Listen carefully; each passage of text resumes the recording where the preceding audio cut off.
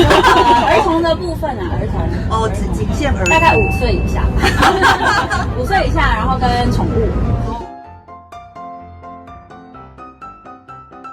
生日愿望找我代言可以烘干的洗衣机。因为他愿望真的很小，这样说，我真的很想要可以免费帮我洗衣服的那个设备，因为他就是堆太多衣服，然后又要进球场，然后球场我们是每天要换一套，都来不及洗。然后如果说有场外是跟以啦啦队名义出席的，有时候就要穿那个制服，啦啦队制服，就会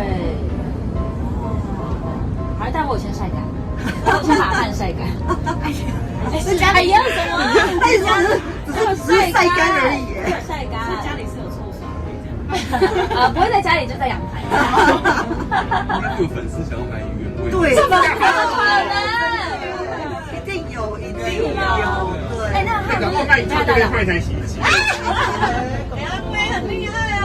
哎，那个汉不是开玩笑，那个汉是因为我们从前面大概那个叫什么啊？我们前面那个球赛前会有一个直播，从直播就爆汗的，所以等于我们3点多穿那个衣服，穿到大概10点都是汗，所以湿了又干干的，就是那种爆汗，对啊，很可怕。所以如果臭那种啊，太卫生。当然也不是啊，但是如果要留一整天的话，就会有，还是会有汗。昨天其实是录影刚快要开始录影之前，然后人虎哥就突然在对我就洋洋得意，我说什么洋洋得意的，然后他就给我看，他就说那个小孩叫洋洋，然后下面有个网友就是神回复，就回什么他是洋洋得意什么什么大概之类的，对，我才有注意到这件事情。我就觉得好，还蛮有梗的。所以拍照的时候没有发现小朋友的手放在。没有，因为其实那个过程当中是我一直在跟他玩，然后是旁边的球迷就拍了一系列，刚好那一张。